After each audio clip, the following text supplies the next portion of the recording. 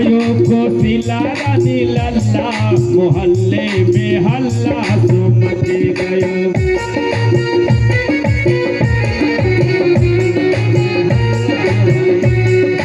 हल्ला so much गयो। Primarily Raghavendra सरकार की जय हो। चारों भैया ने की में चलने लगे। ठुमक चलत रामचंद्र बाजत पैजनिया। भगवान धीरे धीरे चले हैं और उसी वक्त जो है भगवान ने देखा प्रातः काल उठ के रघुनाथा मात पिता गुरु ना वही नाथा का जो प्रातःकालीन उठता है माता पिता को प्रणाम करता है, यह एक शिष्टाचार है। इससे सीखने लायक है। हर व्यक्ति को माँ बाप को प्रणाम करना चाहिए।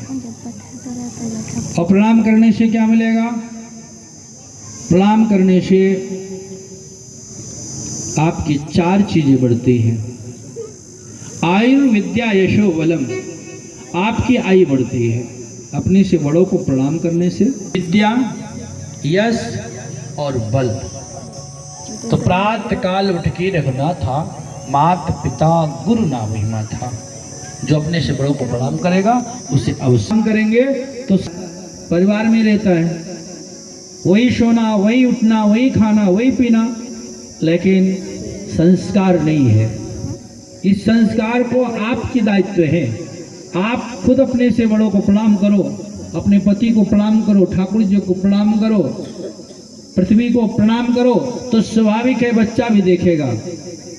और आप करते ही नहीं हो, कामना करते हो कि मेरा बेटा मुझे प्रणाम करेगा, मेरी बेटी मुझे प्रणाम करेगी, संभव नहीं है।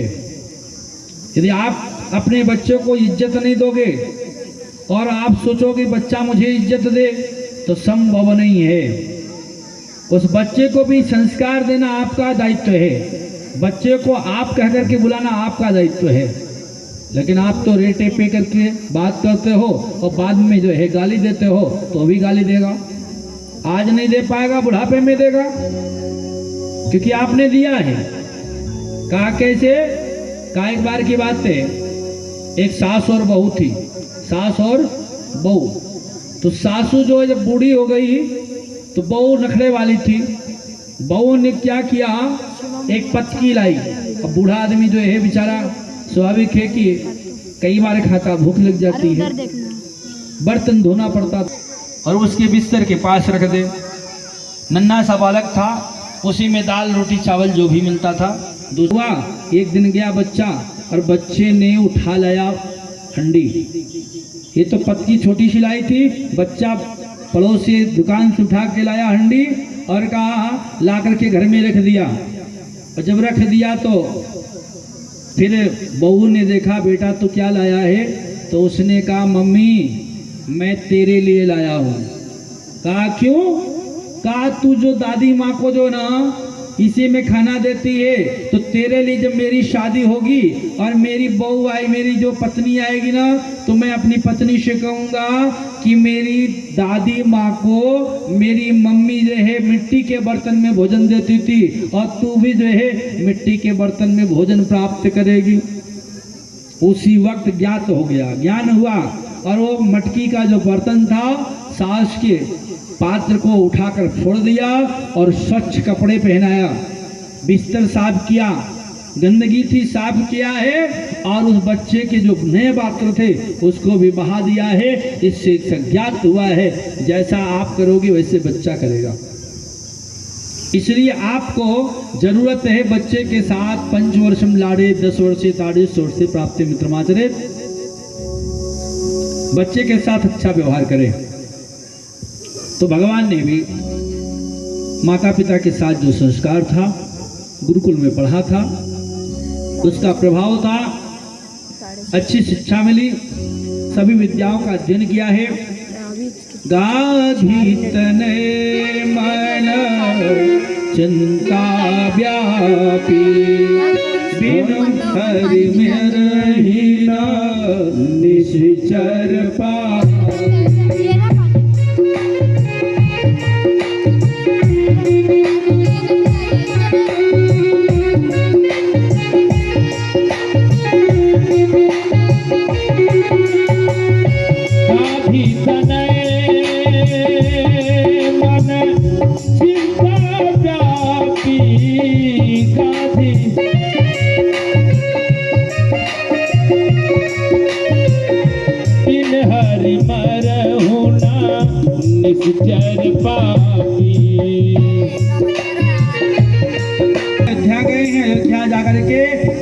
आप राम को मत लो, राम के एवरेज में मैं आपके साथ चलता हूँ, मैं बहुत बड़ा पहलवान हूँ। लेकिन गुरुदेव ने कहा इस बूढ़े व्यक्ति की कोई ज़रूरत नहीं है, नौजवान व्यक्ति की ज़रूरत है। बूढ़ा बूढ़ा ही रहेगा, जवान जवान ही रहेगा, इसलिए जवान की जरूरत थी। इसलिए लोग बुढ़ापे में रिटायरमेंट कर देते हैं। जब आदमी की जो है ना आँख कान नाक काम नहीं करती है तो 60 साल के बाद रिटायरमेंट हो जाता है। तो इसलिए गुरु जी को रिटायरमेंट कर दिया गया। कहा गुरु जी ने कि अब हमें आप राजा दशरथ आपकी रिटायरमेंट है, आपकी संतान मुझे चाहिए। तो चले सिंह दो वीर। तो दूसरे गुरु जी ने वशिष्ठ जी ने कहा ठीक है मैं सहमत हूँ और पुत्रों को दिया है, यज्ञ के लिए चले हैं। जैसे चले सिंह दो वीर, 2 संतान चली है मानो 2 शेर चल रहे हैं अयोध्या से। और जब चले हैं तो आगे क्या दिखा है? आगे दिखा है कि आश्रम एक दीख मगमाही, खग मृग जीव जंतु तहनाही। एक आश्रम था लेकिन वही वहाँ पर कुछ था ही नहीं, वहाँ पर एक केवल पत्थर पड़ा हुआ था। और पत्थर को जो है देख करके रास्ते में सारी कथा सुनाई है। वो पत्थर कौन था? कहा गौतम नारी साप बस उपल देह धर दीर। चलत काव गौतम ऋषि हैं, उनकी नारी है। और नारी ने समय अवधि में ब्रह्म मुहूर्त में 12 बजे रात को ही देखते देखते पल भर में जो है विचार किया है। ब्रह्म मुहूर्त में ही चंद्रमा आया है और इंद्र के साथ छल लिया है।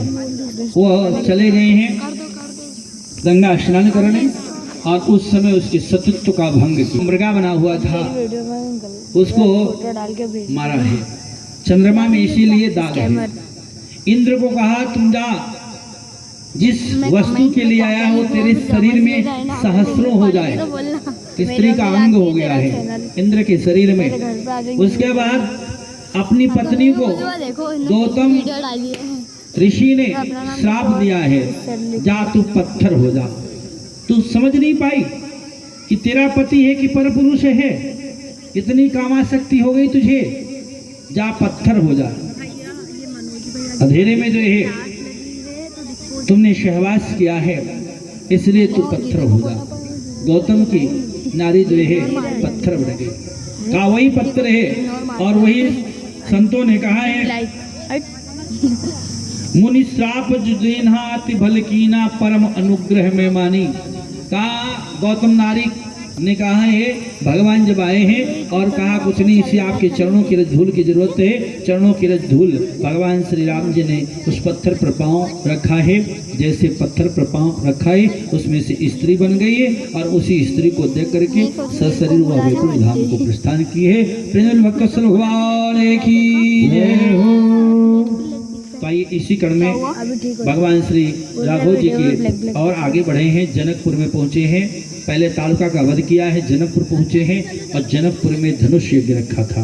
उस धनुष यज्ञ में निश्चय था जो सीता के सब्जेक्ट में था, जो धनुष तोड़ेगा सीता से नाता जोड़ेगा। इस धनुष को जो तोड़ ले जाएगा वही सीता से नाता जोड़ेगा। तो उस समय जो है धनुष तोड़ने के लिए बड़े बड़े महापति भूपति राजा बड़े बड़े ऋषि सब आए, लेकिन उसी समय दशानन भी आया था। कौन? दशानन, रावण भी आया। और रावण जब आया है तो रावण जब चलता है तो उसका चलने का जो प्रभाव है उसके चलने मात्र से धरती जगमगाती है, धरती कांपने लग जाती है। इतना बलशाली था। 60 हाथी के बल को धारण करने वाला महाप्रतापी रावण जब चला है और चला है तो सभा में लोगों ने देखा है बड़े बड़े बलशाली जो थे ना सब दिग्गज पीछे खड़े हो गए हैं और अकेले चला है तो लोगों ने प्रश्न किया है रावण क्यों आया? कहा रावण इसलिए आया था, रावण की ही बेटी सीता है। सीता के पिता का नाम क्या है? रावण। आप लोग क्या जानते हो? जब आया है तो सीता के ब्याह करने के लिए हर पिता ही खोजता है अपनी बेटी का वर, हर पिता को चिंता होती है। साथ थे विराजमान।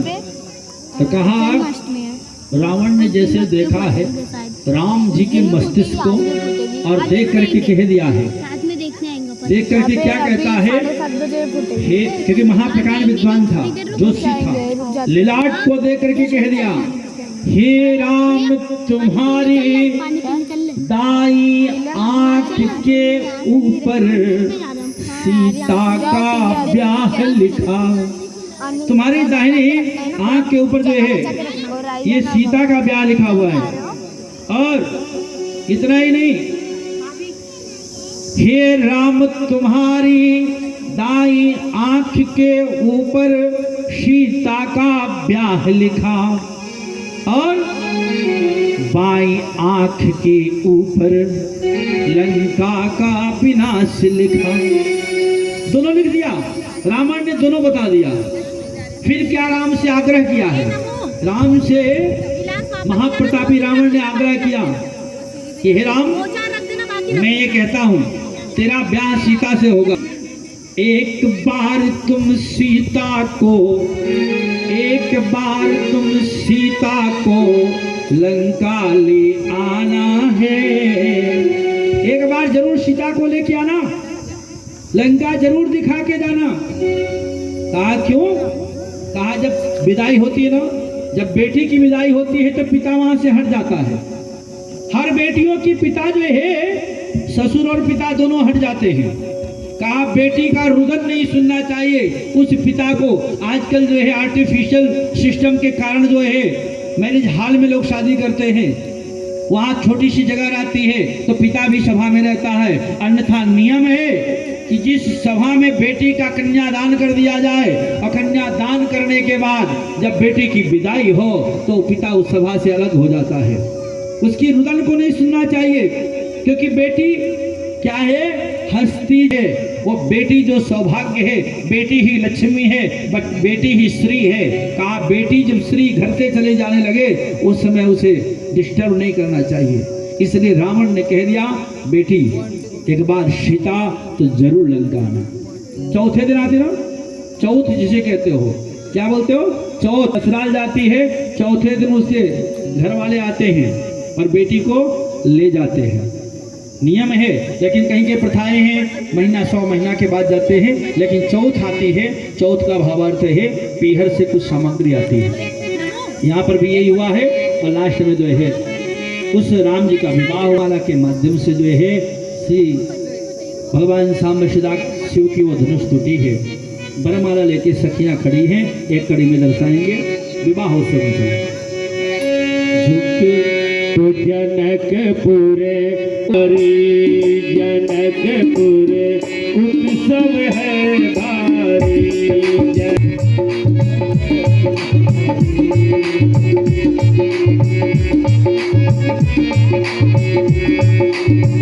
अपने वर का चयन करेगी श्री जनकपुर उत्सव है भारी।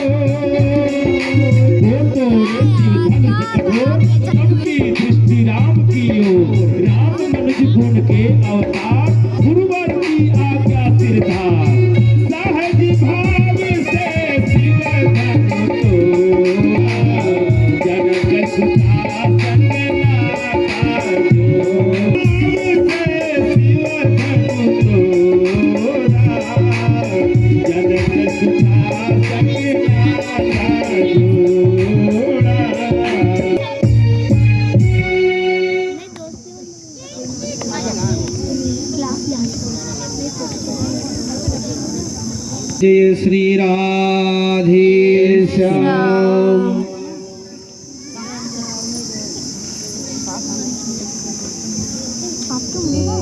भगवान श्री राम जी ने धनुष तोड़ी है और धनुष तोड़ने के बाद और विवाह होने के बाद अयोध्या पहुंचे हैं।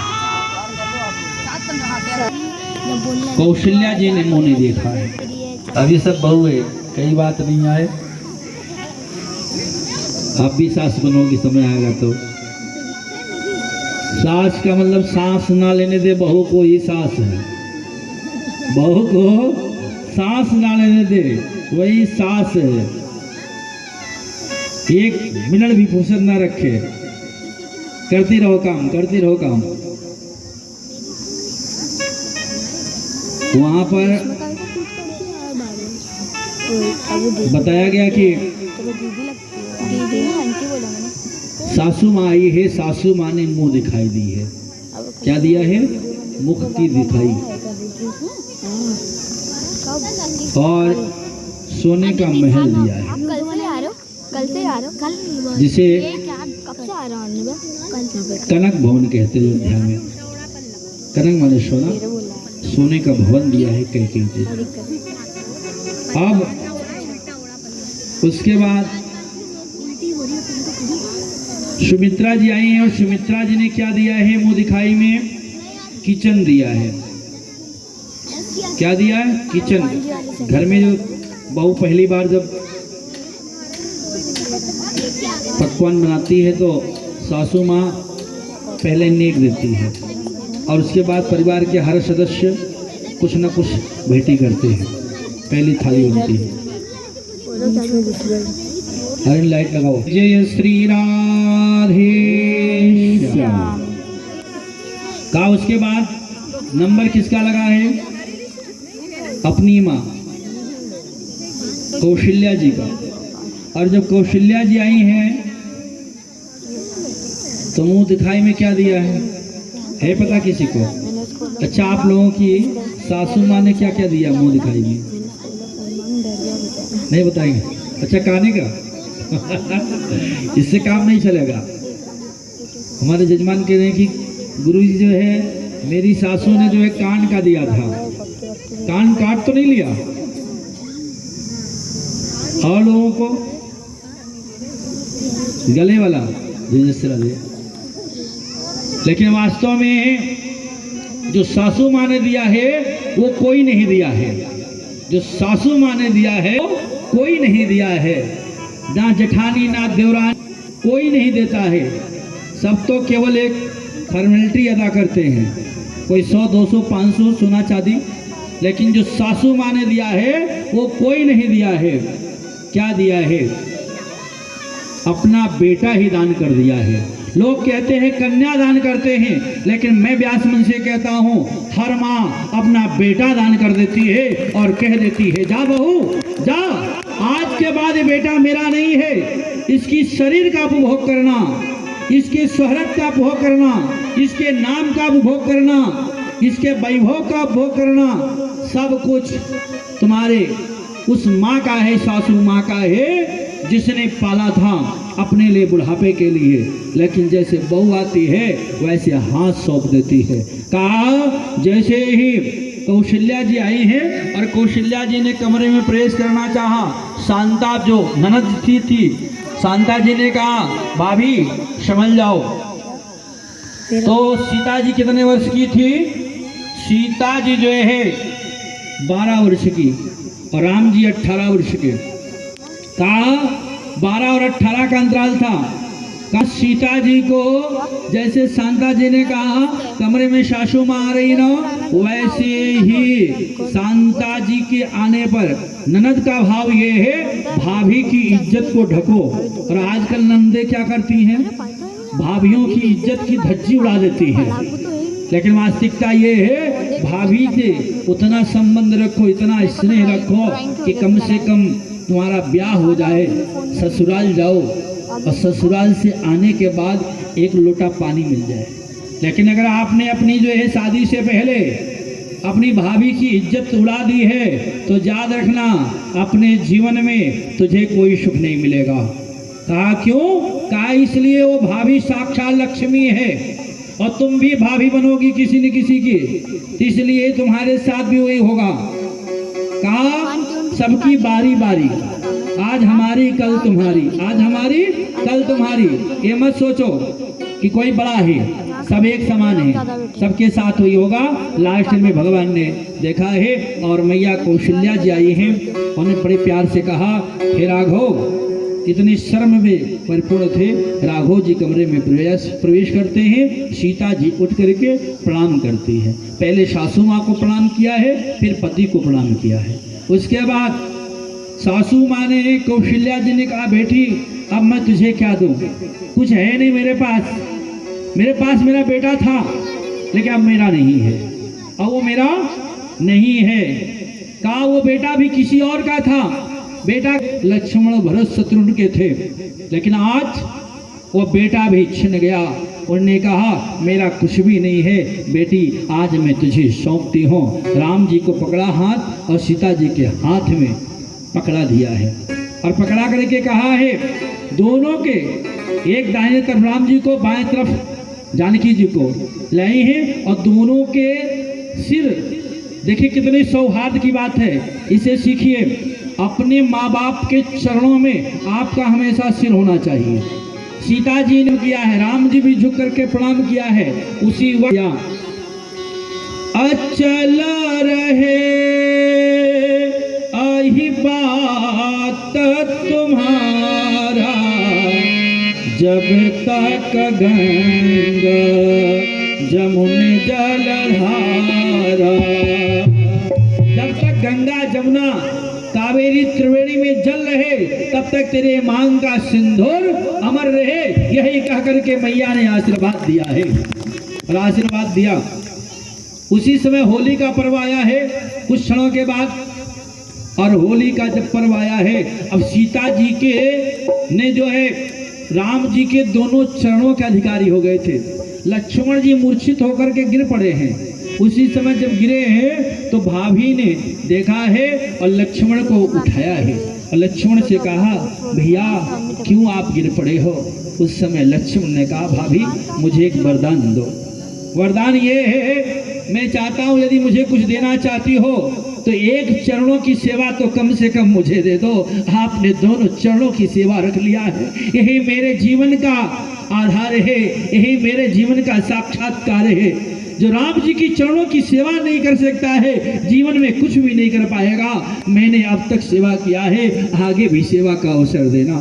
यह सोच करके जैसे ही कहा वैसे ही भगवत कृपा से भगवान रस पीयूष वर्षिणी की कृपा हुई है और एक चरणों की सेवा जो है, एक चरणों की सेवा कौन किया है, राम जी की सीता जी की है और एक चरणों की सेवा लक्ष्मण जी करने लगे हैं। इससे भावार्थ है, कथा का सार तत्व है, आप अपने से बड़ों की सेवा कीजिए, आपका जीवन सफल होगा।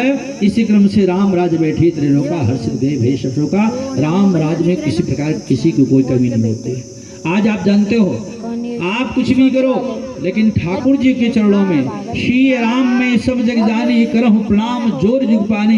जब आप ये समझ लेते हो भगवान सब में है, जीव जीव मात्र में है, आपका जीवन सफल हो जाएगा। और यही शिक्षा दिया है। भरत जी शत्रुघ्न सबने मिलकर के जो है अयोध्या का राज्याभिषेक देखा है, बड़ी समस्याओं का समाधान हुआ है। और कहा उसी समय जो है सारी कथाओं को नमन करते हुए व्यास मंच से श्री सुखदेव जी ने राजा परीक्षित को दर्शाया है। सूर्यवंश का विस्तार हुआ है। सूर्यवंश में विस्तार होने से देखा गया है वह सूर्यवंश इतना अच्छा है जहाँ पर धर्म सिखाया जाता, मर्यादा सिखाई गई है। आप क्षत्रिय हो तो धर्म है आपके साथ, आप ब्राह्मण हो तो धर्म है, वैश्य है, शूद्र है, इसलिए वर्णाश्रम की व्यवस्था बनाई गई है। और आप किसी से द्वेष मत रखो। ना जाने कौन व्यक्ति किस मोड़ पर आपको कहाँ साथ देगा।